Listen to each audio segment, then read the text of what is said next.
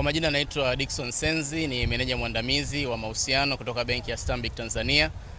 Tuko hapa, tuna fahari kubwa kuwapo Zanzibar, ambapo tunaenda kuzindua kituo cha makuzi na malezi katika soko la Mwanakwerekwe, na tuna heshima kubwa kwamba tutakuwa na Mheshimiwa Rais wa Zanzibar na mwenyekiti wa Baraza la Mapinduzi akiwa mgeni rasmi katika uzinduzi huu. Sisi benki ya Stanbic tunasema kwamba Zanzibar ni nyumbani na tunachochea ukuaji wake, na tunaamini kwamba maendeleo ya Zanzibar yanatokana na maendeleo ya mtoto, ambayo maendeleo ya mtoto yanakuja kuleta maendeleo ya jamii kwa ujumla. Na tafiti za kisayansi zinaonyesha kwamba zile siku 1000 za mwanzo za mtoto ni siku muhimu sana katika kuhakikisha kwamba makuzi ya binadamu huyu yanakuja kuwa yenye tija zaidi.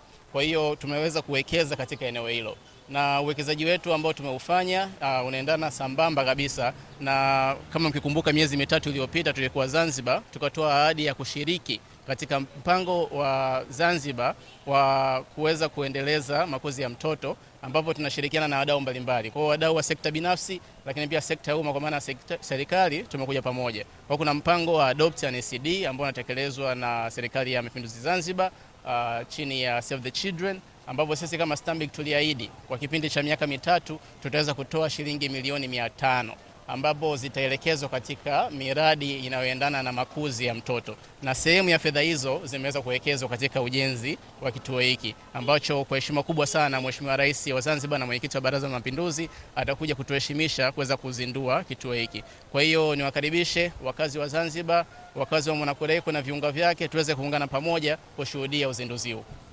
Kesho pia kutakuwa kuna mpango wa miaka 5 wa makuzi ya mtoto, makuzi na malezi ya awali ya mtoto ambao utaenda kuzinduliwa.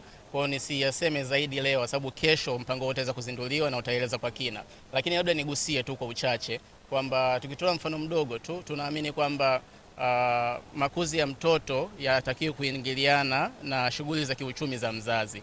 Kwa mfano, kwenye mfano huu wa soko la Mwanakwerekwe tayari kuna wazazi ambao wanakuja wana watoto wao wadogo. Kwa hiyo tunasema kwamba mzazi akifika hapa akiwa na mtoto wake, basi amlete kwenye kituo, mtoto yeye anaendelea kupata makuzi wakati mzazi anaendelea na shughuli za kiuchumi. Na kwa nyanja hiyo tunaamini kwamba wakati shughuli za kiuchumi zinaendelea na shughuli za kimalezi pia zinaendelea. Kwa hiyo katika mpango ambao utaenda kuzinduliwa kesho na serikali ya Mapinduzi Zanzibar, haya yameelezwa kwa kina na kesho atazungumziwa zaidi. Lakini pia kwa hili la leo ni wakaribisha zaidi wakazi wa Mwanakwerekwe, watu wa sokoni hapa na wakazi wa Zanzibar kwa ujumla waje kushuhudia uzinduzi wa kituo hiki.